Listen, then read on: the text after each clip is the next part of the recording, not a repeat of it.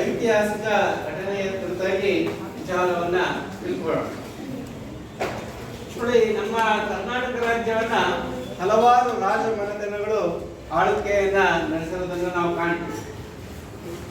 ಯಾವ್ದಾದ್ರು ರಾಜ ಮನೆತನದ ಹೆಸರು ಹೇಳ್ತೀರಾ? ನಿಮಗೆ ಗೊತ್ತಿದ್ದು ನಿಂತ್ಕೊಂಡು ಹೇಳ್ತಾರೆ. ಚೋಳರು, ಒಂದು ಚೋಳರು, ಹೊಯ್ಸಳರು, ಬೇರೆ ಅಲ್ಲ. ಯಾವ ರಾಜ್ಯದವರು? ಕೃಷ್ಣದೇವರಾಯ, ವಿಜಯನಗರ ಸಾಮ್ರಾಜ್ಯ, ಮತ್ತೆ ಕದಂಬರು, ಆಮೇಲೆ ಶಾತವಾಹನರು ಎಲ್ಲ ಹೌದಾ? ಮತ್ತೆ ರಾಷ್ಟ್ರಕೂಟರು, ಬೇರೆ ಮತ್ತೆ ಈ ರೀತಿಯಾಗಿ ಹಲವಾರು ರಾಜ ಮನೆತನಗಳು ನಮ್ಮ ಕನ್ನಡ ನಾಡನ್ನ ಆಡಳಿತವನ್ನು ನಾವು ಕಾಣ್ತೀವಿ ಅಲ್ವಾ? ಅದರಲ್ಲಿ ಹೊಯ್ಸಳರು ಬಹಳಷ್ಟು ಪ್ರಸಿದ್ಧಿಯನ್ನ ಪಡೆದಂತ ಒಂದು ರಾಜ ಮನೆತನವಾಗಿ ನಾವು ಕಾಣ್ತೀವಿ. ಹಾಗಾದ್ರೆ ಹೊಯ್ಸಳರ ಪ್ರಸಿದ್ಧ ದೊರೆ ಯಾರು? ಹೊಯ್ಸಳರ ಪ್ರಸಿದ್ಧ ದೊರೆ ಹೇಳಿ ಗೊತ್ತಲ್ಲ? ವಿಷ್ಣುವರ್ಧನ. ಈ ವಿಷ್ಣುವರ್ಧನ ಕಳೆದ ವರ್ಷ ನೀವು ಪಾಠ ಓದಿದ್ರಿ. ತಲಕಾಡಿನ ವೈಭವ ಅಂತ ಒಂದು ಪಾಠ ಇತ್ತು ಗೊತ್ತಾ? ಈಶ್ವರನ ರಚನೆ ಮಾಡತಕ್ಕಂಥದ್ದು. ಆ ಒಂದು ಪಾಠದಲ್ಲಿ ನೀವು ತಿಳ್ಕೊಂಡಿದ್ರಿ, ವಿಷ್ಣುವರ್ಧನ ತಲಕಾಡನ್ನ ಗೆಲ್ಲೋದಕ್ಕೋಸ್ಕರ ತಲಕಾಡಿಗೆ ಹೋಗಿ ಅಲ್ಲಿ ಚೋಳರ ವಿರುದ್ಧವಾಗಿ ಹೋರಾಡಿ ಅವನು ತನ್ನ ರಾಜ್ಯವನ್ನ ವಿಸ್ತಾರ ಮಾಡಿದ, ದಿಗ್ವಿಜಯ ಯಾತ್ರೆಯನ್ನ ಮಾಡಿದ ಅಂತಕ್ಕಂಥ ವಿಚಾರವನ್ನ ನಾವು ತಿಳ್ಕೊಂಡ್ವಿ. ಆ ತಲಕಾಡನ್ನ ಗೆದ್ದದಕ್ಕೋಸ್ಕರ ಅಲ್ಲಿ ವೀರನಾರಾಯಣ ದೇವಾಲಯವನ್ನು ಕೂಡ ಕಟ್ಟಿಸಿದ ಅಂತಕ್ಕಂಥ ವಿಚಾರವನ್ನ ನೀವು 8ನೇ ತರಗತಿ ತಲಕಾಡಿನ ವೈಭವ ಪಾಠದಲ್ಲಿ ಓದಿದೆ. ಆ ತಲಕಾಡನ್ನ ಈ ವಿಷ್ಣುವರ್ಧನ ಹೇಗೆ ಗೆದ್ದ, ಆ ಒಂದು ವಿಷ್ಣುವರ್ಧನ ಮತ್ತೆ ಆ ಒಂದು ತಲಕಾಡಿಗೆ ಹೋದಂತ ಸಂದರ್ಭದಲ್ಲಿ ಇಲ್ಲಿ ರಾಜ್ಯದ ಸಂರಕ್ಷಕರಾಗಿರ್ತಕ್ಕಂಥವ್ರು ಯಾರು ಅಂತಕ್ಕಂಥ ವಿಚಾರವನ್ನ ಇಲ್ಲಿ ಲೇಖಕರಾದಂತಹ ಕಾಶಿ ವರ್ಣನ್ ಅವರು ನಮಗೆ ತಿಳಿಸಿಕೊಟ್ಟಿದ್ದಾರೆ. ಹಾಗಾದ್ರೆ ನಾವು ಇವತ್ತು ಒಂದು ಗದ್ಯ ಭಾಗವನ್ನು ತಿಳ್ಕೊಳ್ಳೋಣ. ಪ್ರಜಾನಿಷ್ಠೆ. ಯಾವ್ದದು? ಪ್ರಜಾನಿಷ್ಠೆ.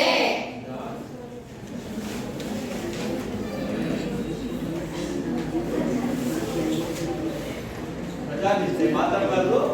ಯಾರು ಮಾತಾಡ್ತಿದ್ದೀರಾ? ಮಾತಾಡಬಾರ್ದು. ಪ್ರಜಾನಿಷ್ಠೆ ಅಂತಕ್ಕಂಥದ್ದು ಪ್ರಜೆಗಳ ನಿಷ್ಠೆ. ನಿಷ್ಠೆ ಅಂದ್ರೆ ಅರ್ಥ ಪ್ರಾಮಾಣಿಕತೆ, ಬೇರೆ ಗೊತ್ತಾ? ಹೌದಾ? ಪ್ರಜೆಗಳ ಪ್ರಾಮಾಣಿಕತೆಯನ್ನು ತಿಳಿಸ್ತಕ್ಕಂಥದ್ದೇ ಈ ಪ್ರಜಾನಿಷ್ಠೆ. ಅರ್ಥ ಆಯ್ತಾ? ಈ ಪ್ರಜಾನಿಷ್ಠೆ ಬಗ್ಗೆ ಒಂದು ಕಥೆಯನ್ನು ನಿಮಗೆ ಹೇಳೋದಕ್ಕೆ ಆಯ್ತಾ? ಈ ಒಂದು ಕತೆ, ಶೇಷಶರ್ಮ ಎಂಬ ವ್ಯಕ್ತಿದು. ಆ ಶೇಷಶರ್ಮನ ನಿಷ್ಠೆ ಯಾವ ರೀತಿ ಇತ್ತು ಅನ್ನೋದನ್ನ ನಾವು ತಿಳ್ಕೊಳ್ಳೋಣ. ಈ ಸುವರ್ಣಗಿರಿ ಎಂಬ ರಾಜ್ಯ ಇದೆ. ಯಾವ ರಾಜ್ಯ? ಸುವರ್ಣಗಿರಿ. ಈ ಸುವರ್ಣಗಿರಿ ಎಂಬ ರಾಜ್ಯದಲ್ಲಿ ಚಂದ್ರಸೇನ ಎಂಬ ರಾಜ ಇರ್ತಾರೆ. ಯಾರಿರ್ತಾರೆ ರಾಜ? ಚಂದ್ರಸೇನ ರಾಜ. ಅವನ ರಾಜ್ಯದಲ್ಲಿ ಸುಗುಣನ್ ಎಂಬ ಮಂತ್ರಿ ಇರ್ತಾರೆ. ಯಾರು? ಸುಗುಣನ್ ಎಂಬ ಮಂತ್ರಿ ಇರ್ತಾರೆ. ಹೀಗೆ ರಾಜ ಆ ಸುಗುಣ ಮಂತ್ರಿ ಇರ್ತಾನಲ್ಲ, ಅವನ ಜೊತೆಗೆ ಆ ಪ್ರತಿದಿನ ವಾಯುವಿಹಾರಕ್ಕೆ ಹೋಗ್ತಕ್ಕಂಥದ್ದು ಅವನ ಒಂದು ಹವ್ಯಾಸ. ಹಾಗೆ ಆ ಸುಗುಣನ ಜೊತೆಗೆ ರಾಜ ವಾಯುವಿಹಾರ ಹೋಗಿರ್ತಾರೆ. ಸಂಜೆ ಬಹಳ ದೂರ ಹೋಗಿರ್ತಾರೆ. ಕುದುರೆಯನ್ನ ಹತ್ಕೊಂಡು ಹೋಗಿರ್ತಾರೆ. ರಥವನ್ನ ಏರಿ ಹೋಗಿರ್ತಾರೆ. ಕುದುರೆಯನ್ನು ಯಾರು ಓಡಿಸ್ತಿರ್ತಾರೆ? ಮಂತ್ರಿ ಸುಗುಣ ಓಡಿಸ್ತಾ ಇರ್ತಾರೆ. ಬಹಳ ದೂರ ಹೋಗ್ತಾ ಇರ್ತಾರೆ. ಅವನು ಈ ರಾಜನ ಉದ್ದೇಶ ಏನಪ್ಪ ಅಂದ್ರೆ, ಅವನು ನನ್ನ ರಾಜ್ಯದಲ್ಲಿ ಎಲ್ಲ ದಾನ ಧರ್ಮವನ್ನ ಬಹಳಷ್ಟು ಚೆನ್ನಾಗಿ ನಡೆಸ್ಕೊಂಡಿರ್ತಾರೆ. ನಾವು ಯಾರು ಅಲ್ಲ, ರಾಜನ ಹೆಸರೇನು? ಸುವರ್ಣಗಿರಿ ಎಂಬ ರಾಜ್ಯ, ಚಂದ್ರಸೇನ ಎಂಬ ರಾಜ. ಆ ಚಂದ್ರಸೇನ ರಾಜ ದಾನ ಧರ್ಮದಲ್ಲಿ ಎತ್ತಿದ ಕೈ. ಆದ್ರೆ ಏನಪ್ಪ, ಪ್ರಜೆಗಳ ಬಗ್ಗೆ ಬಹಳಷ್ಟು ಕಾಳಜಿ ಅವನಿಗೆ. ಯಾರಿಗೆ?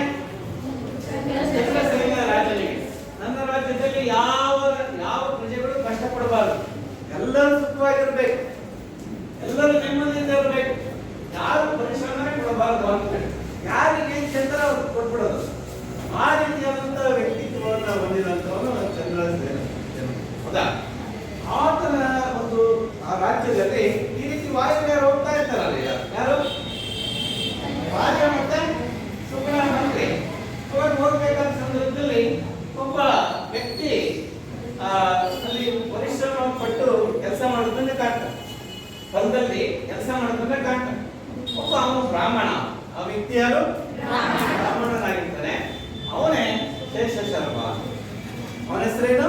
ಶೇಷಶರ್ಮ. ಆ ಒಂದು ದೃಶ್ಯವನ್ನ ರಾಜ ನೋಡ್ತಾನೆ. ಚಂದ್ರಸೇನ ನೋಡಿಬಿಟ್ಟು ಮಂತ್ರಿ ಸುಗುಣನನ್ನ ಕೇಳ್ತಾನೆ, ಅವನು ಯಾರು? ನನ್ನ ರಾಜ್ಯದಲ್ಲಿ ಈ ತರ ಕಷ್ಟಪಟ್ಟು ಬೆವರು ಸುರಿಸಿ ಈ ಒಂದು ಇಡೀ ಹೊತ್ತಿನಲ್ಲಿ ರಾತ್ರಿ ಆಗಕ್ಕೆ ಬಂದಿದೆ, ಆ ಸಮಯದಲ್ಲಿ ಅವನು ಯಾಕೆ ಅಷ್ಟೊಂದು ಪರಿಶ್ರಮ ಪಡ್ತಾ ಇದ್ದಾನೆ ಅಂತಕ್ಕಂಥ ವಿಚಾರವನ್ನ ಸುಗುಣನಿಗೆ ಕೇಳ್ತಾನೆ. ಅವಾಗ ಸುಗುಣ ಹೇಳ್ತಾನೆ, ಇಲ್ಲ ಮಹಾರಾಜರೇ, ಅವನು ಒಬ್ಬ ಸ್ವಾಭಿಮಾನಿ, ಅವನು ಬಹಳಷ್ಟು ನಾನೇ ದುಡಿದು ನನ್ನ ಸಂಸಾರವನ್ನು ಸಾಕಬೇಕು ಅಂತಕ್ಕಂಥ ಒಂದು ನಿಯಮವನ್ನ ಹೊಂದಿದ್ದಾನೆ. ಹಾಗಾಗಿ ಅವನು ಪರಿಶ್ರಮವನ್ನ ಮಾಡ್ತಾ ಇದ್ದಾನೆ ಅಂತಕ್ಕಂಥ ವಿಚಾರವನ್ನ ಕೇಳ್ತಾನೆ. ಇಲ್ಲ ಅವನನ್ನ ನಿಲ್ಲಿಸುವ, ಕೆಲಸ ಮಾಡೋದನ್ನ ನಿಲ್ಲಿಸುವ ಅಂತ ಹೇಳ್ತಾರೆ. ಇಲ್ಲ, ಅವನು ಯಾವ ಕಾರಣಕ್ಕೂ ಕೇಳೋದಿಲ್ಲ, ನಾವು ಹೋಗೋಣ ಬನ್ನಿ ಅಂತ ಹೊರಡ್ತಾರೆ. ಅವಾಗ ಇಲ್ಲ, ಇವನನ್ನ ನಾನು ನೋಡ್ಕೊಳ್ತೀನಿ ಅಂತ ರಾಜ ವಾಪಸ್ ಹೋಗ್ತಾರೆ. ಅವರು ಹೋಗ್ಬೇಕಾದ ಸಂದರ್ಭದಲ್ಲಿ ಬೇಗ ರಥವನ್ನ ಓಡಿಸು, ಕತ್ಲಾಗ್ಬಿಟ್ಟಿದೆ ಅಂತ ಹೇಳಿ ರಾಜ ಅರಮನೆಗೆ ಹೋಗ್ತಾನೆ.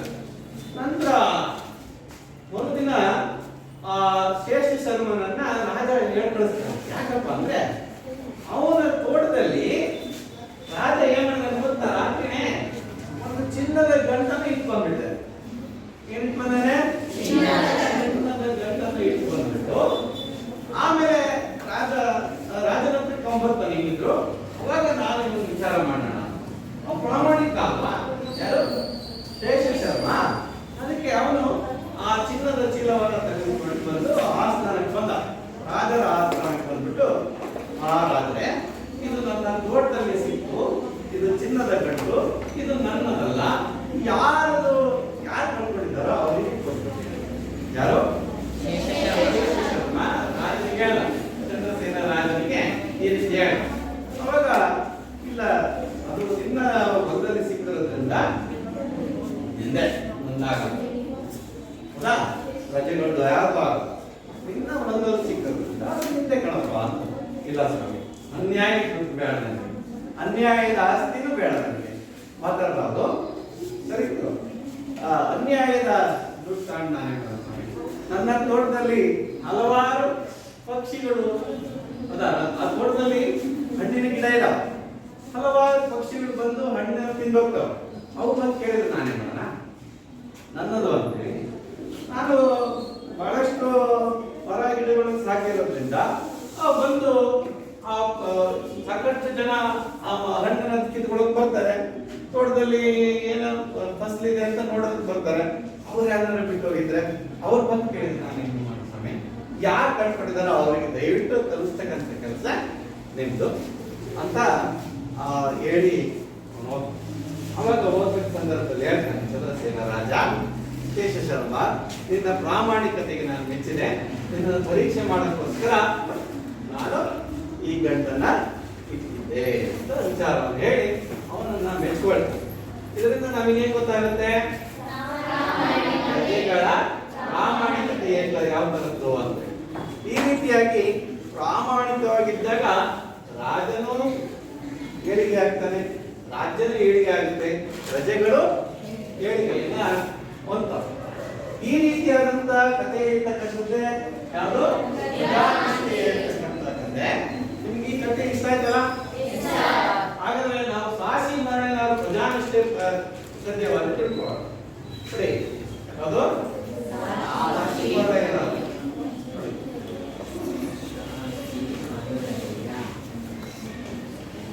ಈ ಪ್ರಜಾನಿಷ್ಠೆ ಅಂತಕ್ಕಂಥದ್ದು ಒಂದು ಕಾದಂಬರಿ. ಯಾಕೆ ಮಾತಾಡ್ತಿದ್ಯಾ? ಸರಿ, ಕಾದಂಬರಿ ಅಲ್ಲ, ಇದೆಂತ ಪ್ರಕಾರಕ್ಕೆ ಸೇರಿದ್ದು?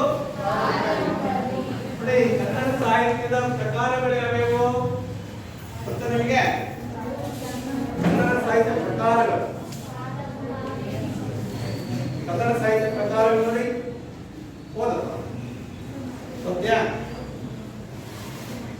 ಯಾವಂತೀರಿ? ಗಟ್ಟಿಯಾಗೋದು. ಅಷ್ಟವರ್ತಿನಿ ಕನ್ನಡ ಸಾಹಿತ್ಯ ಪ್ರಕಾರಗಳು ಕಾವ್ಯ, ಕಾದಂಬರಿ, ಕಾವ್ಯ, ಕಾದಂಬರಿ, ಕಥೆ, ನಾಟಕ, ಹಾಸ್ಯ, ಪ್ರಬಂಧಗಳು, ವೈಜ್ಞಾನಿಕ ಗ್ರಂಥಗಳು, ಮಕ್ಕಳ ಸಾಹಿತ್ಯ,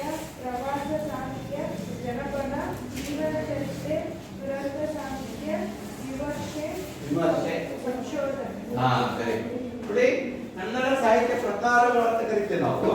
ಯಾವ್ಯಾವು? ಕಾವ್ಯ, ಕಾದಂಬರಿ, ಕಥೆ, ನಾಟಕ, ಹಾಸ್ಯ, ಪ್ರಬಂಧಗಳು, ವೈಜ್ಞಾನಿಕ ಗ್ರಂಥಗಳು, ಮಕ್ಕಳ ಸಾಹಿತ್ಯ, ಪ್ರವಾಸ ಸಾಹಿತ್ಯ, ಜಾನಪದ, ಜೀವನ ಚರಿತ್ರೆ, ದುರಂತ ಸಾಹಿತ್ಯ, ವಿಮರ್ಶೆ, ಸಂಶೋಧನೆ, ಇವೆಲ್ಲ ಕನ್ನಡ ಸಾಹಿತ್ಯದ ಪ್ರಕಾರ.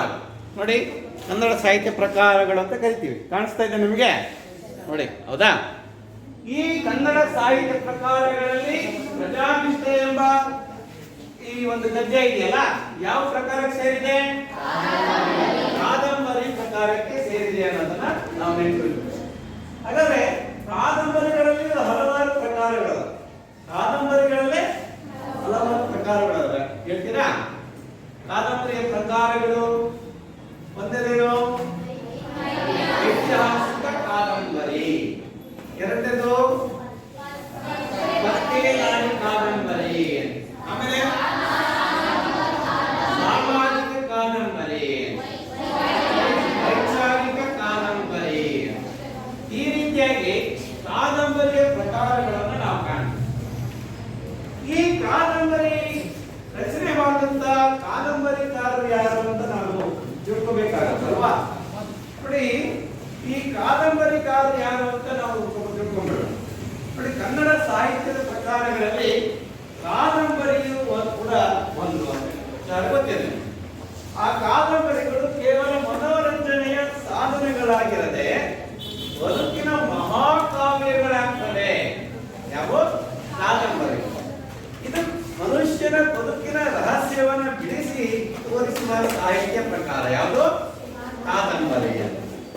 ನೋಡಿ, ಇದರಲ್ಲಿ ಕೌಟುಂಬಿಕ ವಿಚಾರಗಳು ಇರ್ತವೆ. ಸಾಮಾಜಿಕವಾಗಿ, ಐತಿಹಾಸಿಕವಾಗಿ, ಪೌರಾಣಿಕವಾಗಿ, ವೈಚಾರಿಕವಾಗಿ, ಪತ್ತೇದಾರಿಕೆ ಇತ್ಯಾದಿ ವಿವಿಧ ಬಗೆಯ ಕಾದಂಬರಿಗಳನ್ನ ನಾವು ನೋಡಬಹುದು. ನೋಡಿ, ಈ ಪ್ರಮುಖ ಕಾದಂಬರಿಕಾರರು ಬಂದ್ರೆ ಬಿ ವೆಂಕಟಾಚಾರ್ಯ. ನೋಡಿ, ನಮ್ಮ ಕನ್ನಡ ಸಾಹಿತ್ಯದಲ್ಲಿ ಓದೋದಕ್ಕೆ ಕಾದಂಬರಿಗಳೇ ಇಲ್ಲದಂತಹ ಕಾಲದಲ್ಲಿ ಒಂದು ಕಾದಂಬರಿಗಳು ಇದ್ದಿಲ್ಲ. ಯಾವಾಗ? ಆ ಬಿ ವೆಂಕಟಾಚಾರ್ಯ ಅವರ ಕಾಲದಲ್ಲಿ. ಅದಕ್ಕೋಸ್ಕರ ಕಾದಂಬರಿಗಳನ್ನ ರಚಿಸಬೇಕು. ಕನ್ನಡದಲ್ಲಿ ಕಾದಂಬರಿಗಳೇ ಇಲ್ಲದಿದ್ದ ಕಾಲದಲ್ಲಿ ಕಾದಂಬರಿಗಳನ್ನ ಕೊಟ್ಟವರು ಯಾರಪ್ಪ ಅಂದ್ರೆ ಬಿ ವೆಂಕಟಾಚಾರ್ಯ. ಆಯ್ತಾ? ನೆಕ್ಸ್ಟ್ ಗುಲ್ವಾಡಿ ವೆಂಕಟರಾಯರು. ಗುಲ್ವಾಡಿ ವೆಂಕಟರಾಯರು ಇವರು ಮೊದಲ ಕಾದಂಬರಿ ರಚನೆ ಮಾಡ್ತಾರೆ. ಇಂದಿರಾಬಾಯಿ ಅಂತ ಈ ಕಾದಂಬರಿ. ಕನ್ನಡದ ಮೊದಲ ಕಾದಂಬರಿ ಯಾರು? ಇಂದಿರಾಬಾಯಿ. ಯಾರು ಬರೆದಿರೋದು? ಗುಲ್ವಾಡಿ ವೆಂಕಟರಾಯರು. ನೋಡಿ, ಪುಸ್ತಕದಲ್ಲಿದೆ. ನೆಕ್ಸ್ಟ್ ಕೆರೂರು ವಾಸುದೇವಾಚಾರ್ಯ. ಇವರು ಕೂಡ ಸಾಕಷ್ಟು ಕಾದಂಬರಿಗಳ ರಚನೆ ಮಾಡಿದ್ದಾರೆ. ಅದರಲ್ಲಿ ಒಂದು ಹೇಳಬೇಕಪ್ಪ ಅಂದ್ರೆ ಇಂದಿರೆ ಅಂತಕ್ಕಂಥ ಒಂದು ಕಾದಂಬರಿನ ರಚನೆ. ಗೊತ್ತಾ? ಬಹಳಷ್ಟು ಕಾದಂಬರಿಗಳಿದ್ದಾವೆ. ನಿಮಗೆ ಈಗ ಸಮಯಾವಕಾಶದ ದೃಷ್ಟಿಯಿಂದ ಒಂದೊಂದು ವಿಚಾರ ತಿಳಿಸ್ತೀನಿ. ನೆಕ್ಸ್ಟ್ MS ಪುಟ್ಟಣ್ಣ ಅಂತೇಳಿ. MS ಪುಟ್ಟಣ್ಣ ಇವರು ಮಾಡಿದ್ದನ್ನು ಮಾರಾಯ, ಮುಸುಕು ತೆಗೆಯೋ ಮಾಯಾಂಗನಿ ಅಂತ ಕೇಳಿದ್ರೆ ಆ ಕಾದಂಬರಿಗಳ ರಚನೆ ಮಾಡಿ. ಮಾಡಿದ್ದನ್ನು ಮಾರಾಯ, ಮುಸುಕು ತೆಗೆಯೋ ಮಾಯಾಂಗನಿ ಅಂತಕ್ಕಂಥ ಒಂದು ಕಾದಂಬರಿಯನ್ನ ರಚನೆ ಮಾಡಿದ್ದಾರೆ. ಆಮೇಲೆ ಕುವೆಂಪುರವರು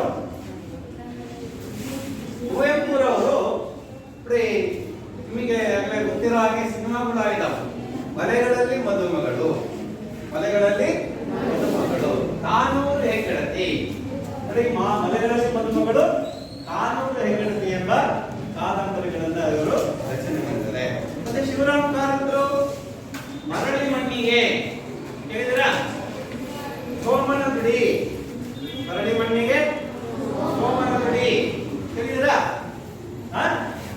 ಈ ಕಾದಂಬರಿಗಳನ್ನ ಅವರು ರಚನೆ ಮಾಡಿದ್ದಾರೆ. ಮತ್ತೆ ಮೂಕಜ್ಜಿಯ ಕನಸುಗಳನ್ನು ಕೇಳಿದಿರಾ? ಕೇಂದ್ರ ಸಾಹಿತ್ಯ ಪ್ರಶಸ್ತಿ ಪಡೆದಿದೆ. ಕೇಂದ್ರ ಸಾಹಿತ್ಯ ಅಕಾಡೆಮಿ ಪ್ರಶಸ್ತಿ ಪಡೆದಿರ್ತಕ್ಕಂಥ ಕೃತಿ ಯಾವುದು? ಮೂಕಜ್ಜಿಯ ಕನಸುಗಳು. ಶಿವರಾಮ್ ಕಾರಂತ ರಚನೆ ಮಾಡಿದ್ದಾರೆ. ನಂತರ ಕೃಷ್ಣರಾಯರು. ಇವರನ್ನ ಕನ್ನಡದ ಕಾದಂಬರಿ ಸಾರ್ವಭೌಮ ಅಂತ ಹೇಳ್ತಾರೆ. ಯಾರನ್ನ? ಕೃಷ್ಣರಾಯ. ಅರ್ಪಣೆ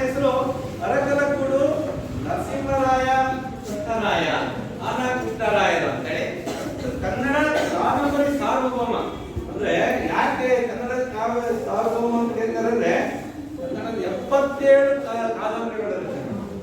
77 ಕಾದಂಬರಿಗಳು. ಹಾಗಾಗಿ ಇವರನ್ನ ಕನ್ನಡ ಕಾದಂಬರಿ ಸಾರ್ವಭೌಮ ಅಂತ ಕರೀತಾರೆ. ಹೌದಾ? ಆಮೇಲೆ ಸರಸು ಕೇಳಿದ್ರ ನಮ್ಮ ಚಿತ್ರದುರ್ಗ ಅವರು. ಹೌದಾ? ಸರಸುಬ್ಬರಾಯರು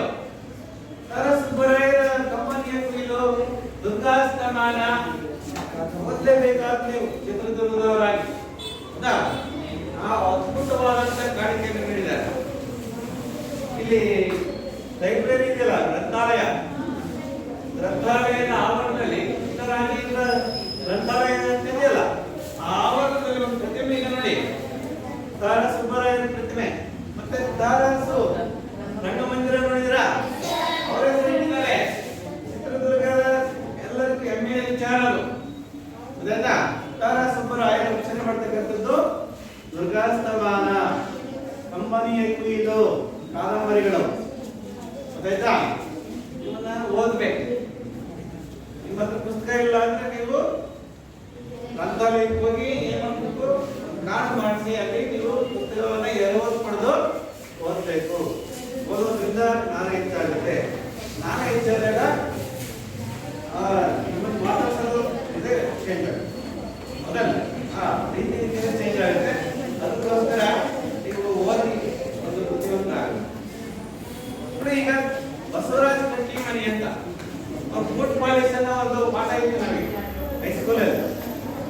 ಬೂಟ್ ಪಾಲಿಶ್ ಅಂತ ಪಾಠ ಬಂದಿದ್ರು. ಅವರು ಮಾಡಿದವರು ಅಂತಕ್ಕಂಥ ಒಂದು ಕಾದಂಬರಿಯನ್ನು ರಚನೆ ಮಾಡಿದ್ರು. ಬಹಳಷ್ಟು ಕಾದಂಬರಿಗಳು ರಚನೆ ಮಾಡಿದರೆ ನಿಮಗಿಲ್ಲಿ ಉದಾಹರಣೆಗಳು ಬಂದ್ರೆ ಮಾಡಿದವರು ಅಂತಕ್ಕಂಥ ಕಾದಂಬರಿಯನ್ನು ಬರೆದಿದ್ದಾರೆ. ನಿರಂಜನ ಅಂತ ಅವರು ವಿಮೋಚನೆ ಅಂತಕ್ಕಂಥ ಕಾದಂಬರಿಯನ್ನ ರಚನೆ ಮಾಡಿದ್ದಾರೆ. ಮತ್ತೆ ಎಸ್.ಎಂ. ಭೈರಪ್ಪ, ನಿಮಗೆ ಅವರು ಪಾಠ ಇದೆ, ಬಿ.ಜಿ.ಎಂ. ಸ್ವಾಮಿ ಅವರು, ನಾನು ಕಂಡಂತೆ ಬಿ.ಜಿ.ಎಂ. ಸ್ವಾಮಿ ಅಂತ ಪಾಠ ಇದೆ. ಆ ಪಾಠದ ಲೇಖಕರು ಯಾರು? ಎಸ್.ಎಲ್. ಭೈರಪ್ಪ. ಅಂದ್ರೆ ಎಸ್.ಎಲ್. ಭೈರಪ್ಪ ಅವರು ಬಹಳಷ್ಟು ಕನ್ನಡದ ಕಾದಂಬರಿಗಳನ್ನು ರಚನೆ ಮಾಡಿದ್ದಾರೆ. ಪರ್ವ, ಗೃಹಭಂಗ, ಧಾರಾವಾಹಿಗಳಿಂದವಲ್ಲ, ಬಹಳಷ್ಟು ಒಳ್ಳೆಯ ಕಾದಂಬರಿಗಳನ್ನ ಓದಿದ್ದಾರೆ ಅವರು. ಆ ಎಸ್.ಎಲ್. ಭೈರಪ್ಪ. ಪಿ. ಲಂಕೇಶ್ ಕೇಳಿದಿರಾ? ಲಂಕೇಶ್ ಪತ್ರಿಕೆಯನ್ನ ನಡೆಸ್ತಾ ಇದ್ರು ಅವರು. ಪಿ. ಲಂಕೇಶ್. ಆ ಪಿ. ಲಂಕೇಶ್ ಮುಸ್ಸಂಜೆಯ ಕಥಾ ಪ್ರಸಂಗ ಮುಂತಾದ ಕಾದಂಬರಿಗಳೆಲ್ಲ ರಚನೆ ಮಾಡಿದ್ದಾರೆ. ಮತ್ತೆ ತ್ರಿವೇಣಿ ನೋಡಿ, ತ್ರಿವೇಣಿ ಅವರು ಬದುಕಿದ್ದೇ 30 ವರ್ಷ. ಆ 30 ವರ್ಷದಲ್ಲಿ ಸಾಕಷ್ಟು ಅವರು ಕನ್ನಡದಲ್ಲಿ ಕಾದಂಬರಿಗಳನ್ನು ರಚನೆ ಮಾಡಿದ್ದಾರೆ.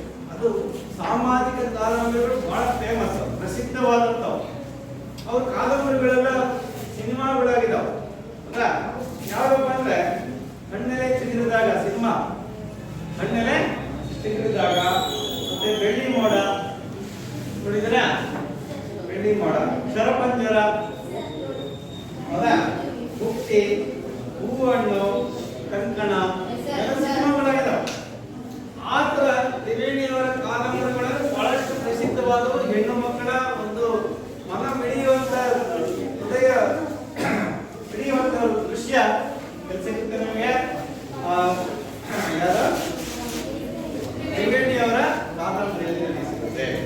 ಹಾಗಾದ್ರೆ ನಾವು ಎಂ.ಕೆ. ಇಂದಿರಾ ಅಂತ ಇನ್ನೊಬ್ರು ಕಾದಂಬರಿಕಾರ, ನಾವು ಹೈಸ್ಕೂಲ್ ಇದ್ದಾಗ ಒಂದು ಪಾಠ ಇರ್ತೇವೆ, ಮನದಣಿಯ ನೋಡಿ ಮಣಿದೆ. ಕನ್ಯಾಕುಮಾರಿಗೆ ಹೋದಂತ ಸಂದರ್ಭದಲ್ಲಿ ಯಾವ ರೀತಿಯಾದಂತ ಅನುಭವ ಆಗಿತ್ತು ಅನ್ನೋದನ್ನು ನಮಗೆ ಪಾಠವಾಗಿ ಅನ್ಕೊಂಡಿದ್ರು. ಅದು ಎಂ.ಕೆ. ಇಂದಿರಾ. ಅವರು ಕೂಡ ಕಾದಂಬರಿಗಳನ್ನು ರಚನೆ ಮಾಡಿದ್ದಾರೆ. ತುಂಗಭದ್ರ ಅಂತಕ್ಕಂಥ ಕಾದಂಬರಿ. ಇವರು 48ಕ್ಕೂ ಹೆಚ್ಚು ಕಾದಂಬರಿಗಳನ್ನು ರಚನೆ ಮಾಡಿದ್ದಾರೆ. ನೆಕ್ಸ್ಟ್ ಗೀತಾ ನಾಗಭೂಷಣ ಅಂತ. ಗೀತಾ ನಾಗಭೂಷಣ ಬದುಕು ಅಂತಕ್ಕಂಥ ಪ್ರಸಿದ್ಧವಾದ ಕಾದಂಬರಿಯವರು. ಗೀತಾ ನಾಗಭೂಷಣ ಅವರದ್ದು ಬದುಕು ಎಂಬುದು ಒಂದು ಪ್ರಸಿದ್ಧವಾದ ಕಾದಂಬರಿ. ಈ ರೀತಿಯಾಗಿ ಪ್ರಮುಖ ಕಾದಂಬರಿಕಾರರನ್ನ ಕನ್ನಡ ಕಾದಂಬರಿ ಸಾಹಿತ್ಯ ಕ್ಷೇತ್ರದಲ್ಲಿ ಹೆಸರಿಸಬಹುದು ಅಂತಕ್ಕಂಥ ವಿಚಾರವನ್ನ ತಿಳಿಸ್ತಾರೆ. ನೋಡಿ, ಡಾಕ್ಟರ್ ಸಾಸಿ ಮರಳಯ್ಯ ಅವರು ನಾಟ್ಯಮಯೂರಿ ಕಿರಿ ಕಾದಂಬರಿಯನ್ನ ಹೊಯ್ಸಳ ಸಾಮ್ರಾಜ್ಯದ ಹೆಸರಾಂತ ದೊರೆ ವಿಷ್ಣುವರ್ಧನ ಹಾಗೂ ನಾಟ್ಯ ರಾಣಿ ಶಾಂತ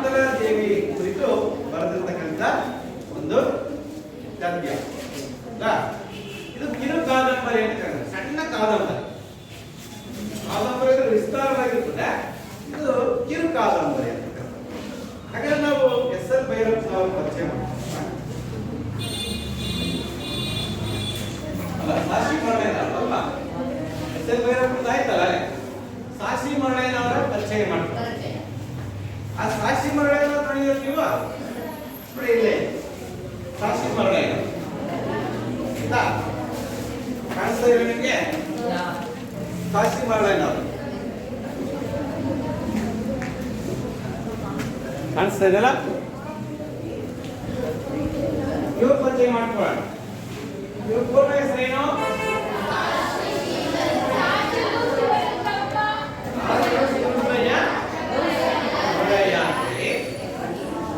ಇವರು 1931ನೇ ಇಸ್ವಿಯಲ್ಲಿ ಜನಿಸ್ತಾರೆ. ಜನನ 1931ನೇ ಇಸ್ವಿಯಲ್ಲಿ ಜನಿಸ್ತಾರೆ. ಇವ್ರ ಜನ್ಮಸ್ಥಳ ಯಾವುದು?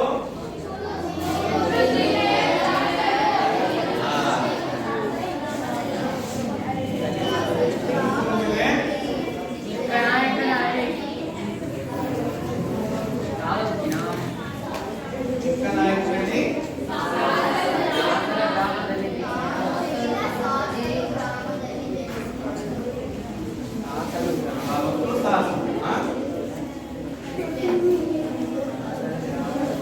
ಸಾಸನ ಎಂಬ ಗ್ರಾಮದಲ್ಲಿ ಇವರು ಜನಿಸ್ತಾರೆ.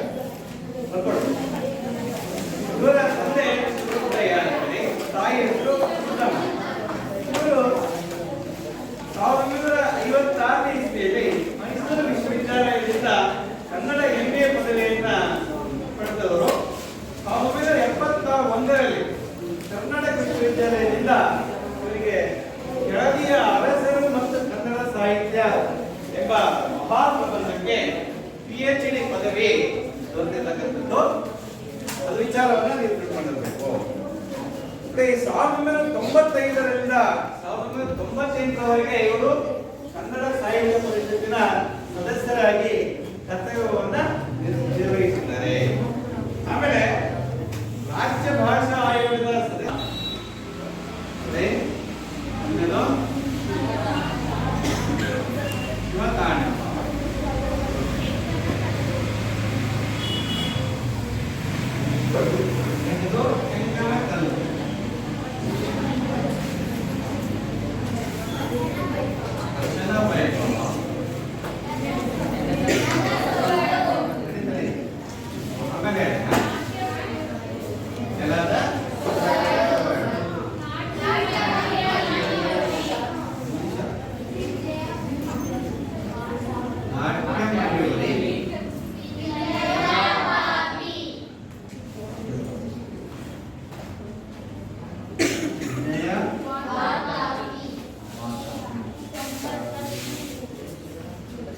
ಈ ರೀತಿಯಾಗಿ 90ಕ್ಕೂ ಹೆಚ್ಚು ಕೃತಿಗಳನ್ನ ಇವರು ರಚನೆ ಮಾಡುವುದನ್ನ ನಾವು ಕಾಣ್ತೀವಿ.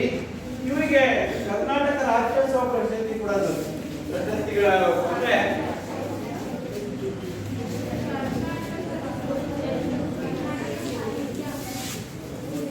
ಕರ್ನಾಟಕ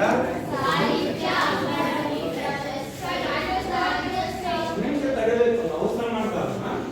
ಕರ್ನಾಟಕ ರಾಜ್ಯೋತ್ಸವ ಪ್ರಶಸ್ತಿ, ರಾಜ್ಯೋತ್ಸವ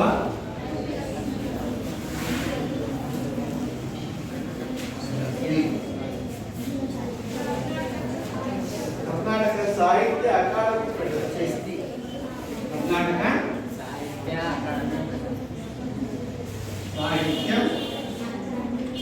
ಅಕಾಡೆಮಿ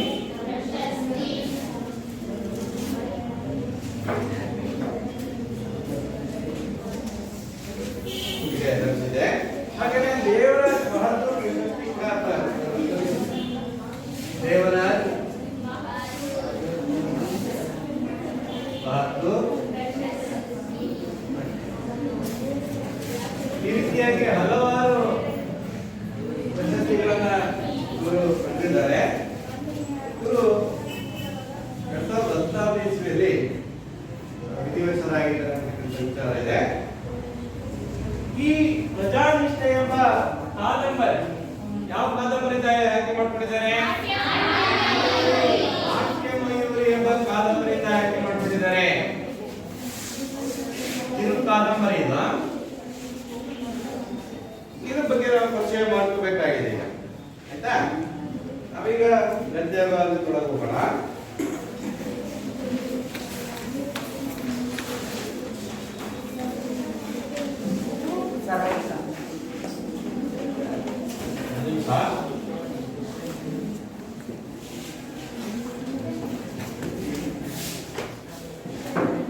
ಹೊಯ್ಸಳ ಸಾಮ್ರಾಜ್ಯದ ಪ್ರಗತಿಯನ್ನ ಕಂಡ ಹೊರರಾಜರ ಕಣ್ಣುಗಳು ಕಿಸರಾದವು. ನೋಡಿ, ಕಣ್ಣುಗಳು ಕಿಸರಾದವು ಅಂದ್ರೆ ಕಣ್ಣು ಕೆಂಪುಗಾದವು. ಕಿಸರಾದವು ಅಂದ್ರೆ ಅಂತ ಬರ್ಕೊಂಡಿದ್ದೀನ ಕಿಸರಾದವು ಅಂದ್ರೆ ಕೆಂಪಾಗ ಕಣ್ಣು ಕೆಂಪು ಬಣ್ಣಕ್ಕೆ ತಿರುಗೋದು. ಅಂದ್ರೆ ಆ ರಾಜರ ಕಣ್ಣುಗಳು ಕೆಂಪಾದವು ಅಂದ್ರೆ ಅವರಿಗೆ ಬಹಳಷ್ಟು ರೋಷಾವೇಶಗಳು ಉಕ್ಕಿ ಬಂದು ಅಂತಕ್ಕಂಥ ವಿಚಾರವನ್ನು ಹೇಳ್ತಿದ್ದಾರೆ. ದಿನೇ ದಿನೇ ಪ್ರವರ್ಧಮಾನಕ್ಕೆ ಬರುತ್ತಿರುವ ವಿಷ್ಣುವರ್ಧನ ಭೂಪಾಲನನ್ನ ಒಡೆಯಬೇಕೆಂದು ಶತ್ರು ರಾಜರು ಅನೇಕರು ಏನ್ ಮಾಡಿದ್ರು? ಹವಣಿಸಿದರು. ಹವಣಿಸುತ್ತಿದ್ದರು ಅಂದ್ರೆ ಸಿದ್ಧತೆಯನ್ನು ಮಾಡ್ಕೊಳ್ತಾ ಇದ್ರು. ಹೇಗಾದ್ರೂ ಮಾಡಿ ವಿಷ್ಣುವರ್ಧನ ರಾಜನನ್ನ ಸೋಲಿಸಬೇಕಲ್ಲ ಅಂತಕ್ಕಂಥ ವಿಚಾರವನ್ನ ಅವ್ರ ಮನಸ್ಸಿನಲ್ಲಿ ಆಲೋಚನೆಯನ್ನ ಮಾಡ್ತಾ ಇದ್ರು. ಅವರಲ್ಲಿ ಚೋಳ ಮಂಡಲದ ಕುಲೋತ್ತುಂಗ ಪ್ರಮುಖನಾದವನು. ನೋಡಿ, ಚೋಳ ಮಂಡಲ ಅಂದ್ರೆ ಚೋಳ ಸಾಮ್ರಾಜ್ಯದ ಚೋಳ ಸೇನೆಯ ಒಬ್ಬ ವ್ಯಕ್ತಿಯಾರು ಕುಲೋತ್ತುಂಗ ಅಂತಕ್ಕಂಥವನು ಬಹಳಷ್ಟು ಇಂಪಾರ್ಟೆಂಟ್ ಆಗಿರ್ತಕ್ಕಂಥ ಪ್ರಮುಖವಾಗಿರ್ತಕ್ಕಂಥವ್ರು. ಏನಾದ್ರೂ ಮಾಡಿ ವಿಷ್ಣುವರ್ಧನ ರಾಜನ್ನ ಸೋಲಿಸಬೇಕು ಅಂತಕ್ಕಂಥ ಹಣವನ್ನು ಅವನು ಹೊಂದಿದ್ದ. ನೋಡಿ, ಗಂಗರ ತಲಕಾಡು ಅವನ ಸ್ವಾಧೀನದಲ್ಲಿತ್ತು. ಯಾರ ಸ್ವಾಧೀನದಲ್ಲಿತ್ತು? ಚೋಳ ಸೇನೆಯ ಸ್ವಾಧೀನದಲ್ಲಿತ್ತು. ಹಾಗಾಗಿ ಇಲ್ಲಿ ವಿಷ್ಣುವರ್ಧನ ಅವ್ರ ಮೇಲೆ ಆಕ್ರಮಣವನ್ನ ಕೈಗೊಳ್ತಾನೆ. ಅಲ್ಲಿ ಆದಿಯಮ ಎಂಬುವನನ್ನ ರಾಜಪ್ರತಿನಿಧಿಯಾಗಿ ನೇಮಿಸಿದನು. ಆದಿಯಮನ ಏನ್ ಮಾಡಿದ್ದ? ರಾಜಪ್ರತಿನಿಧಿಯನ್ನಾಗಿ ನೇಮಿಸಿದ್ದ. ಯಾರು? ಕುಲೋತ್ತುಂಗ, ಚೋಳ ಸೇನೆಯ ಪ್ರಮುಖ ರಾಜವನು. ಆ ಕುಲೋತ್ತುಂಗ ಪ್ರಚಂಡ ಆಶಾವಾದಿ. ಅಂದ್ರೆ ಇಡೀ ವಿಶ್ವವನ್ನೇ ನಾನು ಗೆಲ್ಬೇಕು, ಇಡೀ ವಿಶ್ವವನ್ನ ನಾನು ಆಳ್ಬೇಕು ಅಂತಕ್ಕಂಥ ಬಹಳಷ್ಟು ಉತ್ಕಟವಾದಂತಹ ಆಸೆ ಇತ್ತು ಅವನಿಗೆ, ಆಯ್ತಾ? ಅಖಂಡ ಭಾರತ ಖಂಡದ ಒಡೆತನವನ್ನ ಬಯಸುತ್ತಿದ್ದ ದುರಾಶಾ ಪಿಶಾಚಿ ಅವನು. ಹೊಯ್ಸಳ ಸಾಮ್ರಾಜ್ಯವನ್ನ ತನ್ನ ವಶ ಮಾಡಿಕೊಳ್ಳಬೇಕೆಂದು ಆಶಿಸಿ ಏನ್ ಮಾಡ್ದ? ಆದಿಯವನನ್ನು ಪ್ರಚೋದಿಸಿ ನೀನು ವಿಷ್ಣುವರ್ಧನ ಹೊಯ್ಸಳನ ವಿರುದ್ಧವಾಗಿ ಯುದ್ಧ ಮಾಡುವಂತ ಪ್ರಚೋದಿಸಿದ. ವಾರ ಸಮುದ್ರದ ಮೇಲೆ ಕಳುಹಿಸಿದ. ವಾರ ಸಮುದ್ರ ಅಂದ್ರೇನು?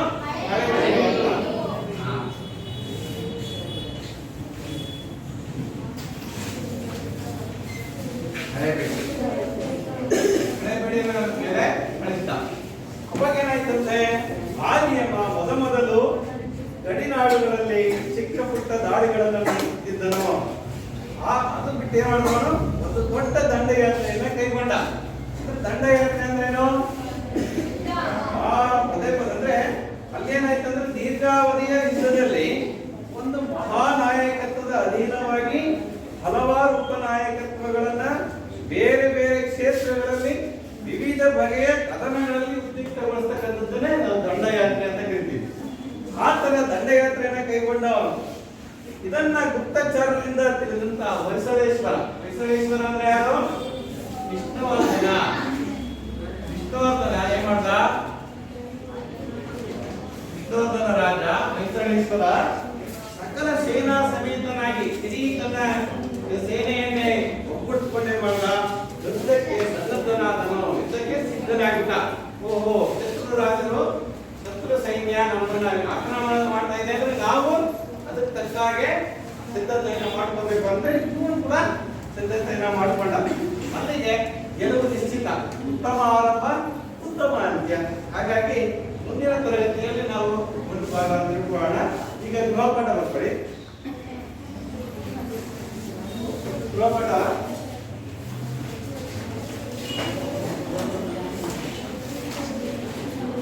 ಚೋಳರು ಮತ್ತು ಹೊಯ್ಸಳರ ನಡುವೆ ಎಲ್ಲಿ ಯುದ್ಧ ನಡೆಯಿತು?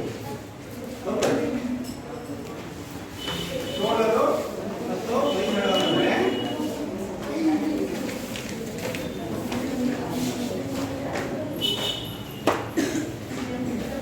ಎಲ್ಲಿ ಯುದ್ಧ ನಡೆಯಿತು?